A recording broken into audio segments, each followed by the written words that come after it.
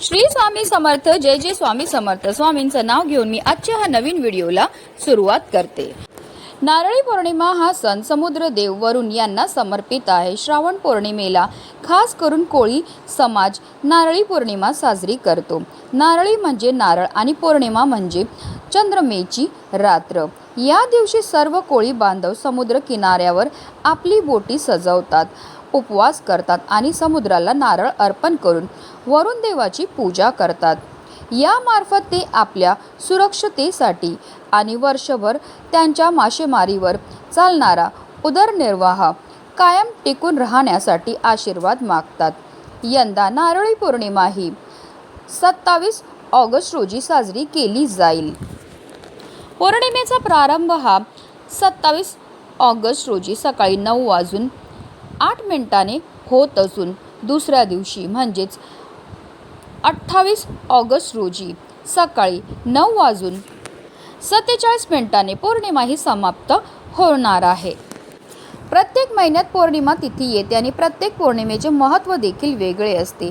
नारळी पौर्णिमा ही खूप शुभ आणि महत्त्वाची तिथी मानली जाते. या दिवशी अनेक लोक व्रत देखील करतात आणि या व्रतामध्ये फक्त नारळापासून बनलेल्या पदार्थाचं सेवन हे केलं जातं. धार्मिक मान्यतानुसार पौर्णिमेचे व्रत केल्याने प्रत्येक इच्छा पूर्ण होतात. या दिवशी चंद्रदेवासह महादेव, श्रीहरी विष्णू, माता लक्ष्मी तसेच आपल्या कुलदेवीची आणि माता पार्वतीची पूजा करण्याची प्रथा आहे. पौर्णिमेच्या दिवशी श्रीहरी विष्णू आणि माता लक्ष्मीची पूजा केल्याने जीवनात सुख, शांती आणि समृद्धी येते. श्रावण पौर्णिमेला पवित्र नदीत स्नान केल्याने आणि आपल्या क्षमतेनुसार दान केल्याने प्रचंड आध्यात्मिक लाभ होते. असे म्हटले जाते की या दिवशी केलेले दान असंख्य आशीर्वाद देतात आणि एखाद्याच्या जीवनात सुख, समृद्धी आणि आनंद आणतात. धार्मिकदृष्ट्या हा दिवस अतिशय महत्त्वाचा असल्यामुळे या दिवशी काही प्रभावी उपायांनी सेवा देखील केल्या जातात.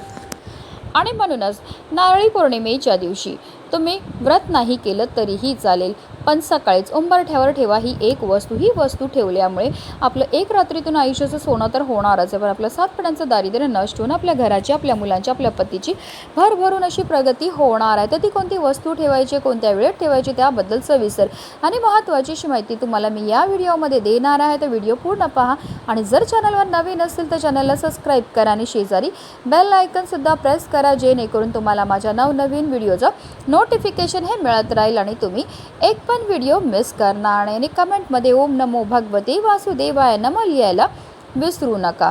श्रावण पौर्णिमेच्या दिवशी ज्या घरातील स्त्री हा प्रभावी उपाय करेल त्या घरावर अखंड माता लक्ष्मीची कृपा ही होणार आहे. कारण पौर्णिमेच्या दिवशी माता लक्ष्मी या भूतलावर जागृत अवस्थेत असते. जो भक्त खऱ्या मनाने, खऱ्या श्रद्धेने माता लक्ष्मीची पूजा करतो, सेवा करतो, आराधना करतो, त्याचं घर सोडून माता लक्ष्मी ही कुठेही जात नाही. घराच्या उंबरठ्याला धार्मिक आणि वास्तुशास्त्रात खूप महत्त्व आहे. उंबरठा घरामध्ये सकारात्मक ऊर्जा टिकून ठेवतो आणि नकारात्मक ऊर्जा बाहेर ठेवते. असे मानले जाते की उंबरठ्याची पूजा करावी, त्यावर रांगोळी काढावी आणि दिवा लावावा. यासारख्या गोष्टी केल्याने आपल्या घरामध्ये सुख आणि समृद्धी येते.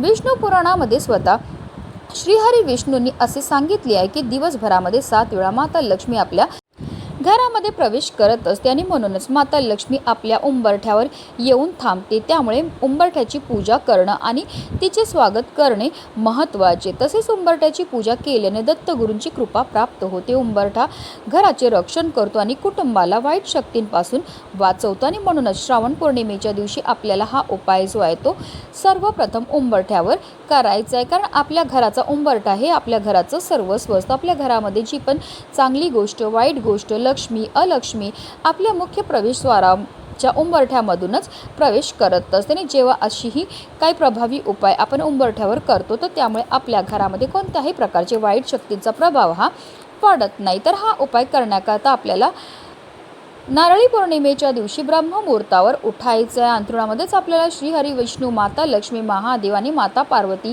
तसेच आपल्या कुलदेवीचं स्मरण हे करायचं आहे. दिवसाला सुरुवात करायची, स्वच्छ स्नान करायचं आणि त्यानंतर आपल्याला सर्वप्रथम देवघरामध्ये दिवा हा प्रज्वलित करून घ्यायचा आहे. कारण कोणतीही सेवा किंवा कोणताही उपाय जर आपण अग्नीच्या साक्षीने केला तर त्यामध्ये आपल्याला निश्चित सफलताही प्राप्त होत असते. त्यानंतर आपल्याला सूर्यदेवांना जल हे अर्पण करायचं आहे. आपलं घर स्वच्छ झाडून घ्यायचं आहे, पुसून घ्यायचं आहे. आता हा उपाय सुरू करायच्या अगोदर आपल्याला एक तांब्याचा कळश घ्यायचा, शुद्ध पिण्याचं पाणी भरून घ्यायचं. त्या पाण्यामध्ये आपल्याला 1 चमचाभर हळद टाकायचे, तसेच आपल्याला गंगाजल असेल तर गंगाजल टाकायचं, नसेल तर गोमूत्र टाकायचं. आणि असं हे जल जे ते आपल्या मुख्य प्रवेशद्वाराच्या उंबरठ्यावर, उंबरठ्याच्या बाहेर आणि आपल्या मुख्य प्रवेशद्वारावर आपल्याला शिंपडून घ्यायचं. त्यानंतर एक स्वच्छ कपड्याने आपल्याला या सर्व जागा ज्या आहेत त्या स्वच्छ पुसून घ्यायचं. त्यानंतर आपल्याला उंबरठ्यावर आवर्जून हळदीचं लेपन हे करायचं, कारण योगायोगाने नारळी पौर्णिमा आली आहे गुरुवारी, आणि गुरुवारच्या दिवशी आवर्जून आपल्याला उंबरठ्यावर हळदीचं लेपन हे करायचं आहे. उंबरठ्यावर हळदीचं लेपन केल्यामुळे माता लक्ष्मी आपल्यावर प्रसन्न होते, कारण हळद ही माता लक्ष्मीला अतिशय प्रिय आहे. तसेच उंबरठा हे माता लक्ष्मीचं स्थान मानलं जातं.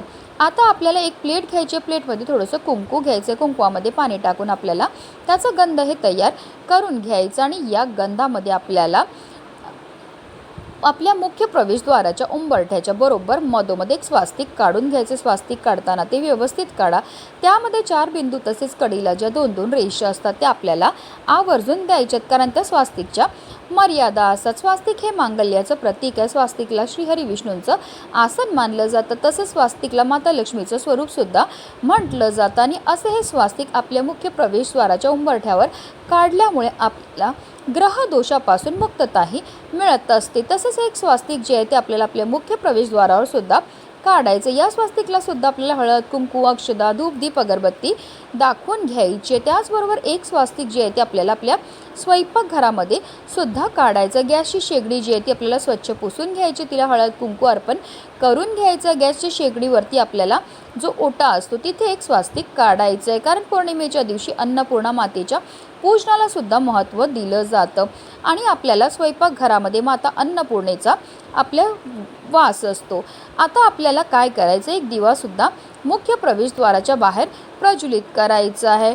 आपल्याला एक मातीची पंती घ्यायची आहे, कारण मातीच्या पंतीमध्ये सकारात्मक अशा लहरी असतात. त्या मातीच्या पंतीमध्ये आपल्याला 2 वातीची 1 वात करून लांब वात टाकायचे. तसेच त्यामध्ये आपल्याला आवर्जून शुद्ध गाईचं तूपच टाकायचं. आता तूप नसेल तर रोजच्या देवपूजेमध्ये जे तुम्ही तेल वापरतात ते टाका, आणि त्यामध्ये तुम्हाला चिमूटभर हळद ही टाकायची. असा हा दिवा आपल्याला प्रज्वलित करायचा आहे.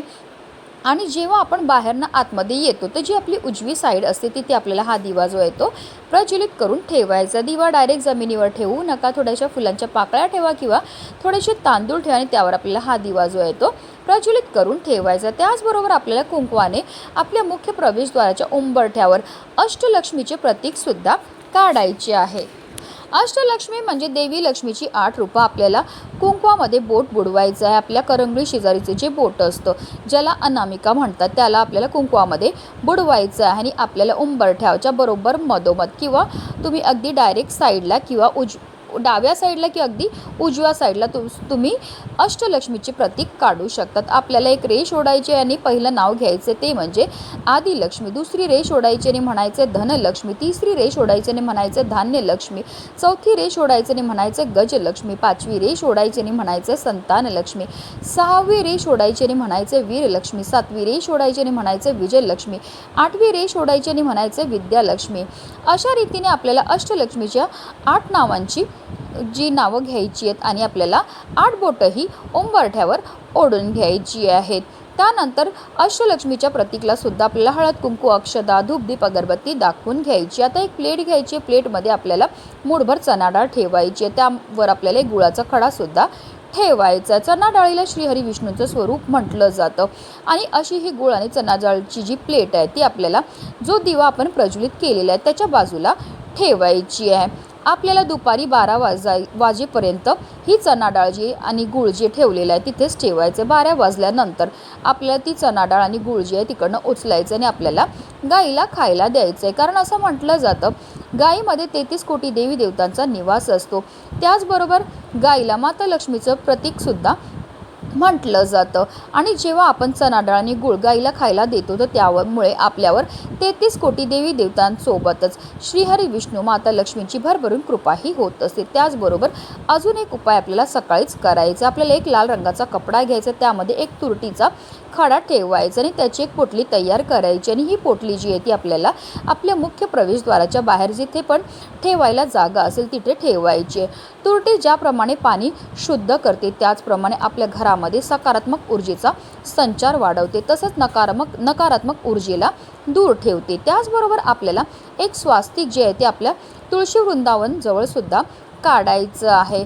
स्वास्तिक काढताना व्यवस्थित काढा, त्याला सुद्धा आपल्याला हळद कुंकू अक्षदा अर्पण करून घ्यायच्यात, कारण तुळस म्हणजे साक्षात माता लक्ष्मीचं स्वरूप आहे. तुळशी मातेच्या इथे सुद्धा आपल्याला दिवा हा प्रज्वलित करून घ्यायचे. त्याचबरोबर आपल्याला देवघर असतं त्याच्या पाठीमागे जी भिंती असते तिथे सुद्धा एक स्वास्तिक काढून घ्यायचं. अशा रीतीने आपल्याला हे सर्व उपाय जे आहेत ते नारळी पौर्णिमेच्या दिवशी करायचे. अतिशय प्रभावी असे हे उपाय केल्यामुळे आपलं एक रात्रीतून आयुष्याचं सोनं तर होणारच आहे, पण आपल्या 7 पिढ्यांचं दारिद्र्य नष्ट होऊन आपल्या संपूर्ण कुटुंबाची भरभरून अशी प्रगती होणार आहे. म्हणूनच व्हिडिओ जास्तीत जास्त लोकांपर्यंत शेअर करा, जेणेकरून प्रत्येकाच्या आयुष्याचं कल्याण हो, हीच मनामध्ये इच्छा. श्री स्वामी समर्थ. जय जय स्वामी समर्थ.